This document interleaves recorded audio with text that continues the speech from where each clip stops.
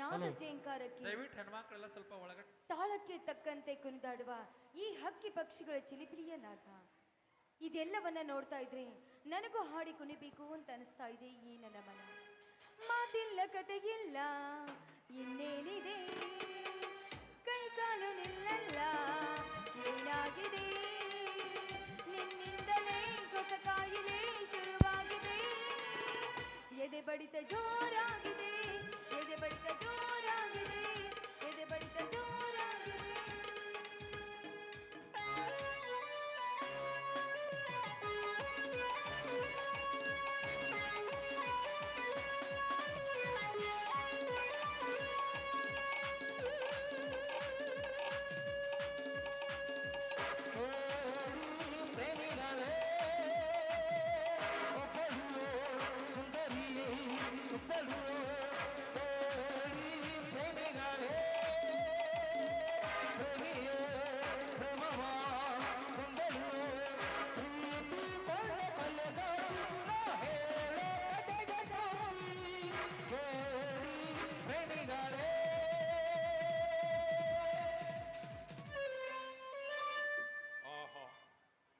ಇವಳ ಮೈ ಮಾಟ, ಆ ಮಾಟಕ್ಕೆ ತಕ್ಕಂತೆ ಇವಳ ಕಣ್ಣೋಟ,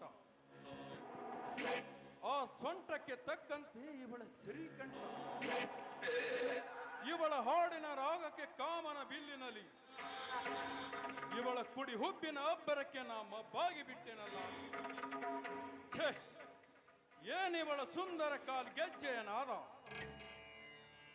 ಇವಳು ಹೆಜ್ಜೆ ಇಟ್ಟಂತೆಲ್ಲ ನನ್ನ ಲಜ್ಜತನವೆಲ್ಲ ಮಾಯವಾಗಿ, ಇವಳ ತುಟಿ ಕಚ್ಚಿ ಅದರ ಅಮೃತ ಸಭೆ ಎಂದು ಸಾರುತ್ತಿದೆ ಈ ನನ್ನ ಮನ. ಹಾ ಭಾಗ್ಯಶ್ರೀ, ಯಾರವರು ಕೂಗಿದವರು? ನಾನೇ, ಈ ಊರಿನ ಅಗರ ಶ್ರೀಮಂತ ಚಕ್ರವರ್ತಿ ಚಂದ್ರಕಾಂತ್ ತಮ್ಮ ಲಕ್ಷ್ಮೀಕಾಂತ್. ಓಹೋ, ನೀವಾ? ಅಂದು ನಮ್ಮ ಕಾಲೇಜ್ ಫಂಕ್ಷನ್ ಅಲ್ಲಿ ಅತಿಥಿಯಾಗಿ ಬಂದು ನನ್ನನ್ನು ಹೊಗಳಿದವರು? ಹೌದು ಭಾಗ್ಯಶ್ರೀ, ಗಾನದಲ್ಲಿ ಗಂಧರ್ವ ಕನ್ಯೆ ಅಂತ ಮಿಗಿಲಾಗಿ ಹಾಡಿ ನಾಟ್ಯ ಮಯೂರಿಗಿಂತ ನರ್ತಿಸದ ಈ ನಿನ್ನ ಕಾಲ್ಗೆಜ್ಜೆ ಸಪ್ಪಳ ಇನ್ನು ಮಾಸಿಲ್ಲ ನನ್ನ ಈ ಮಸ್ತಕದಲ್ಲಿ. ಅಂದಿನಿಂದ ಇಂದಿನವರೆಗೆ ಈ ನಿನ್ನ ಅಂದಕ್ಕೆ ಸುಂದಾಗಿ ಗ್ರಹಣ ಹಿಡಿದ ಚಂದಿರನಂತಾಗಿದ್ದೇನೆ. ನೋಡಿ, ಪ್ರಜ್ಞಾವಂತರಾದ ತಾವೆಲ್ಲ ಮಾಯ ಮೋಹಕ್ಕೆ ಜ್ಞಾನ ತಪ್ಪಿಸಿದಂತೆ ಸತ್ವಗುಣ ಸತ್ತು ಹೋದಂತೆ ಸರಿ ಸರಿ. ನಾನು ಹೋಗ್ಬೇಕು, ದಾರಿ ಬಿಡಿ. ನಿಲ್ಲು ಭಾಗ್ಯಶ್ರೀ, ಸಾತ್ವಿಕ ಗುಣಕ್ಕೆ ಸಪ್ತರಸ ತುಂಬುವ ಅಂಬುಜಮುಖೆ ನೀನೆಂದು ನಿನ್ನ ನೀನಾದ ಗಾನದಲ್ಲಿ ಮೌನವಾಗಿ ನಿನ್ನ ಪ್ರೀತಿಯ ರಥವೇರಿ ಸವಾರಿ ಮಾಡಬೇಕೆಂದು ಹಂಬಲಿಸಿ ಬಂದಿರುವೆನು ಈ ಅಂದವಾದ ಸ್ಥಳಕ್ಕೆ. ಕ್ಷಮಿಸಿ ಸರ್, ನಾನು ಯಾವ ಇಂಥ ಆಸೆ ಆಕಾಂಕ್ಷೆಗಳನ್ನ ಇಟ್ಟುಕೊಂಡಿಲ್ಲ. ನಾನು ಚೆನ್ನಾಗಿ ಓದಿ IAS ಪರೀಕ್ಷೆಯನ್ನ ಪಾಸ್ ಮಾಡಿ ಜಮೀನ್ದಾರ ಅಣ್ಣಂದ್ರೆ ಹೆಸರು ತರಲಿಕ್ಕೆ ಅಂತ ಹೊರಟಿದ್ದೇನೆ. ದಯವಿಟ್ಟು ನನಗೆ ದಾರಿ ಬಿಡಿ ಸರ್. ನಿಲ್ಲು ಭಾಗ್ಯ, IAS ಮುಗಿಸಿ ಜಮೀನ್ದಾರ ಅಣ್ಣಂದ್ರೆ ಹೆಸರು ತರ್ತೀನಿ ಎಂದಲ್ಲ, ಈ ವಿಷಯಕ್ಕೆ ನಾ ಹೆಮ್ಮೆ ಪಡ್ತೀನಿ. ಆದರೆ ಪ್ರೀತಿ ಎಂಬ ಪದ ಕಳಚಿ ಹಾಕಿ ನೀನು ನುಂಚಿ ಹೋಗ್ತಿದ್ಯಲ್ಲ, ಅದೇ ನನಗೆ ಅಲರ್ಜಿ. ಯಾಕೆ? ಇಲ್ಲ, ಇದಕ್ಕೆ ಮಾತ್ರ ನನ್ನ ಬಳಿ ಉತ್ತರವಿಲ್ಲ. ದಯವಿಟ್ಟು ವ್ಯರ್ಥ ಸಮಯವನ್ನು ಹಾಳು ಮಾಡದೆ ಸುಮ್ಮನೆ ನನಗೆ ದಾರಿ. ನಿಲ್ಲು ಭಾಗ್ಯ, ಹೋಗುವಂತೆ ನಿಲ್ಲು, ನಂದೇನು ಅಭ್ಯಂತರವಿಲ್ಲ. ಆದರೆ ವ್ಯರ್ಥ ಸಮಯ ಹಾಳು ಮಾಡಬೇಡೆಂದೆಲ್ಲ, ಈ ಸಮಯದ ಅರ್ಥ ನಿನಗೇನಾದರೂ ಗೊತ್ತಿದೆಯಾ? ಇಲ್ಲ ಇಲ್ಲ ಇಲ್ಲ, ದಯವಿಟ್ಟು ಈ ವಿಷಯ ಮಾತ್ರ ನನ್ನ ಮುಂದೆ ಏನು ಹೇಳಬೇಡಿ. ಹುಚ್ಚಿ, ಮಕರಂದ ತುಂಬಿದ ಹೂವೊಂದು ಅರಳಿ ನಿಂತಾಗ ದುಂಬಿ ಬಂದು ಅದರ ಸುಗಂಧ ಹೀರುವುದು ಈ ಪ್ರಕೃತಿಯ ನಿಯಮ. ತಾರುಣ್ಯ ತುಂಬಿದ ಹೆಣ್ಣಿನ ಸಂಘ ಬಯಸುವುದು ನನ್ನಂತ ರಸಿಕನ ಗುಣಧರ್ಮ. ನೋಡು ಭಾಗ್ಯ, ಪ್ರೀತಿ ಎಂಬುದು ಸಮಗ್ರ ಜೀವನದ ಏಕೈಕ ಜೀವಂತ ಸರೋವರ. ನಾವಿಬ್ಬರು ಅದರೊಳಗೆ ಸೇರಿ ಈಜಾಡಿದರ ಸೇರಿದರೆ ಈ ಒಡೆಯನ ಸತಿ ನೀನಾಗಿ ಬಾಳ ಬೆಳಗು.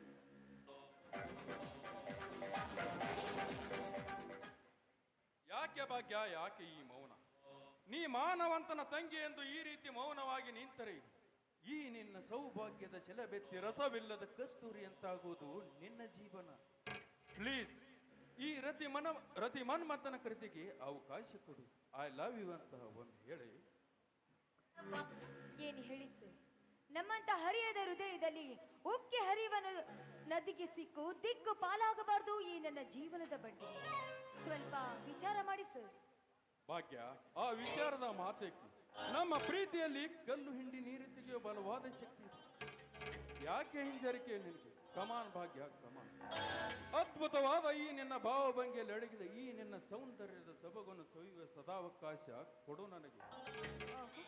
ಹಾಗಾದ್ರೆ ನುಡಿದಂತೆ ನಡೆಯುವ ಸತ್ಯಾಂಶ ನಿಮ್ಮಲ್ಲಿದೆಯಾ? ಕೇಳು ಭಾಗ್ಯ, ಅದ್ಯಾವ ನಿನ್ನ ಮಾತು? ಆ ಸೂರ್ಯ ಚಂದ್ರರ ಸಾಕ್ಷಿಯಾಗಿ ಏನೆಲ್ಲ ನಿನ್ನ ಮಾತನ್ನು ಪಾಲಿಸುವೆ.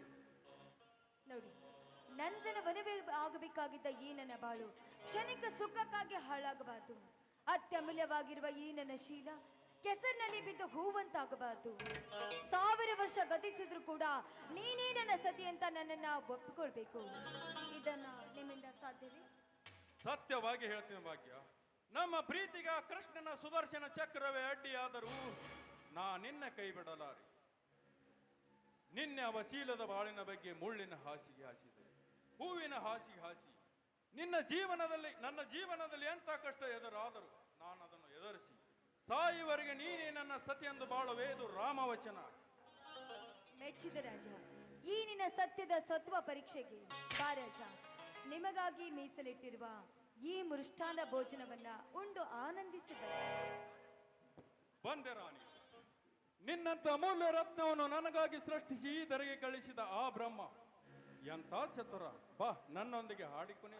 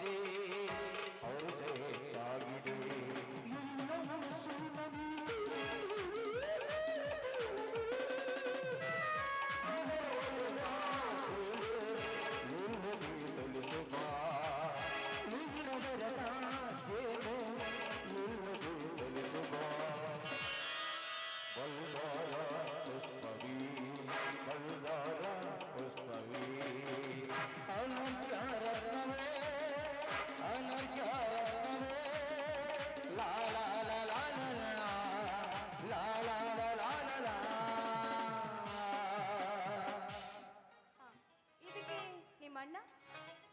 ಭಾಗ್ಯಶ್ರೀ, ಇದಕ್ಕೆ ನಮ್ಮ ಅಣ್ಣ ಎಂದೋ ಒಪ್ಪಿಕೊಂಡಿದ್ದಾನೆ.